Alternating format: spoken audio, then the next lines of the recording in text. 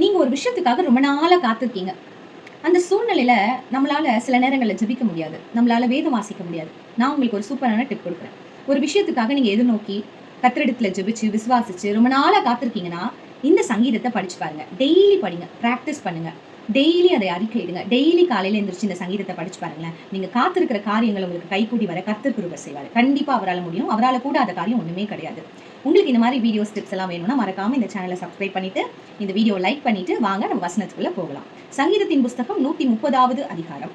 கர்த்தாவே, ஆழங்களிலிருந்து உம்மை நோக்கி கூப்பிடுகிறேன். உங்க ஆழங்கள்ல கர்த்தர் இருக்கிறாரு. அவர் அறிந்திருக்கிறார். நீங்க எந்த ஆழத்துல இருந்தாலும் சரி, அவரை நோக்கி நீங்க கூப்பிட்டு பாருங்க.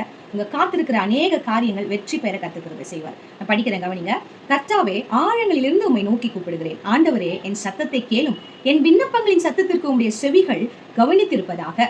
கர்த்தாவே, நீர் அக்கிரமங்களை கவனித்திருப்பீரானால் யார் நிலை நிற்பான்? ஆண்டவரே, உமக்கு பயப்படும்படிக்கு உம்மிடத்தில் மன்னிப்பு உண்டு. கர்த்தருக்கு காத்திருக்கிறேன். என் ஆத்துமா காத்திருக்கிறது. அவருடைய வார்த்தையை நம்பி இருக்கிறேன். எப்பொழுது விடியும் என்று விடியற் காலத்து காத்திருக்கிற ஜாமக்காரரை பார்க்கிலும் அதிகமாய் என் ஆத்துமா ஆண்டவருக்கு காத்திருக்கிறது. இஸ்ரவேல் கர்த்தரை நம்பி இருப்பதாக.